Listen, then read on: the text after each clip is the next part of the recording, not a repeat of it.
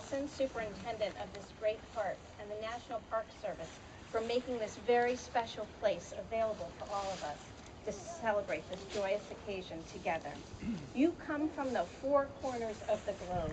I'm going to read each country that all of you are from. As I read the country that you are from, please stand and remain standing while I call all the names of the many countries represented here today. Some of you are from Albania, please stand. From Algeria, from Belarus, from Bolivia, from Bosnia-Herzegovina, from Brazil, from Bulgaria, from the Cameroon, from Canada, from China, from Colombia, from the Dominican Republic, from Ghana, from Haiti, from India, from Iran, from Ireland, from Israel, from Italy, from Jamaica, from Japan, from Lebanon, from New Zealand, from the Philippines, Romania, South Africa, South Korea, Thailand, United Kingdom, Vietnam, and any country that I did not read. As children, you learned different languages. You ate different foods. You might practice different religions. You live in different places. But now, you are all citizens of the United States. We are all Americans. Together, we stand as one people, defined not by blood or race or tribe or wealth, but by the fact of citizenship. It is very fitting that the naturalization ceremony take place here in Minuteman National Historical Park, the birthplace of our liberty, where other new Americans called out for freedom. In particular, the Minuteman soldiers represented here today volunteered to fight for the founding of this country. Please take a moment to turn to the new American citizen next to you, the person in front of you, or behind you, or next to you, and congratulate that person.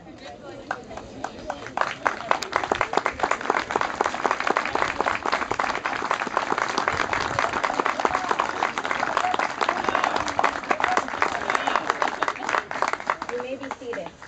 Each of you, by your hard work, has earned your citizenship.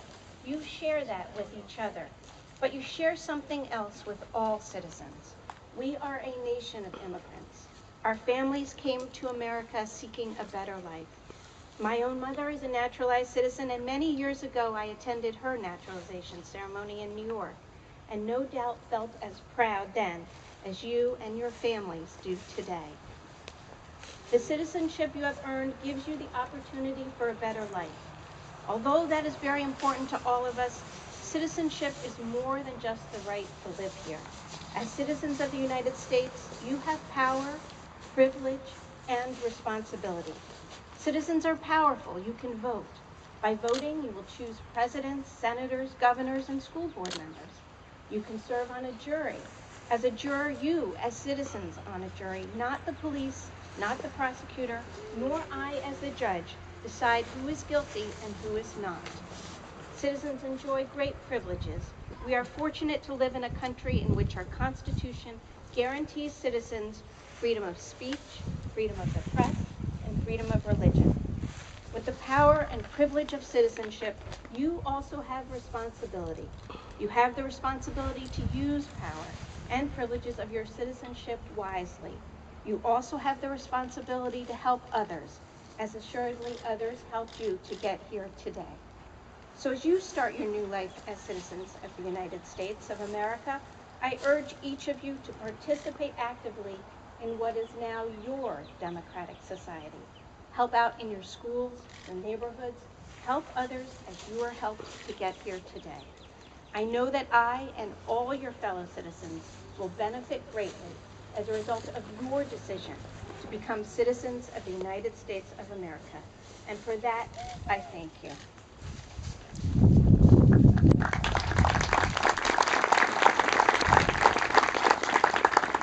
And I would just like to close by reading the Concord Hymn by Ralph Waldo Emerson that was dedicated to this very place and in celebration of our freedom. By the rude bridge that arched the flood, their flag to April's breeze unfurled, here once the embattled farmers stood and fired the shot heard round the world. The foe long since in silence slept, alike the conqueror silent sleeps, and time the ruined bridge has swept. down the dark stream that seaward creeps. On this green bank, by this soft stream, we place with joy a votive stone, that memory may their deeds redeem, when like our sires, our sons are gone. O thou who made those heroes dare to die and live their children free, bid time and nature gently spare the shaft we raise to them and thee. Thank you.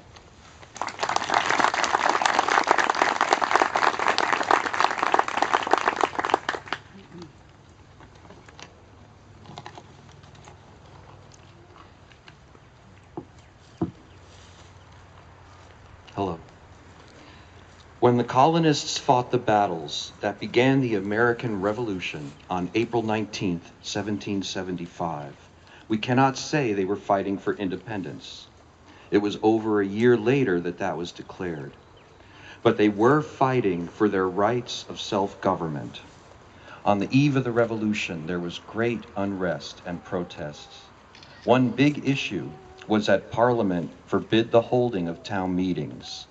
But how could the people of Massachusetts suddenly give up this foundation of village life that belonged to them for over 6 generations? Of course, town meeting is still the foundation of the local governments around here today. Also, the colonial militia was organized by town. Our Minutemen here today, we have the Concord, the Lincoln, and the Acton Minutemen. They carry on that tradition.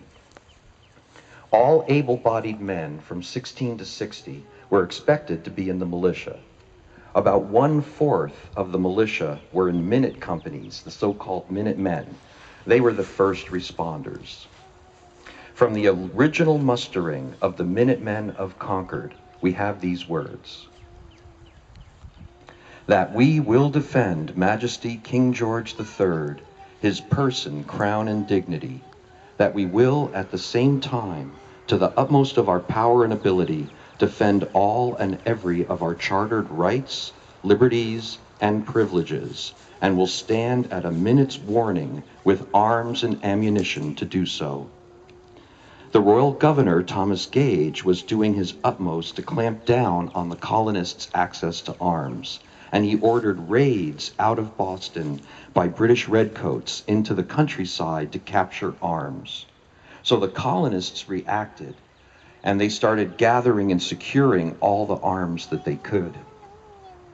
Here in Concord was one of the largest stockpiles of arms, ammunition, and military supplies. Included in this were cannon. It's one thing to have muskets, but when you're stockpiling cannon, that is kind of a serious situation.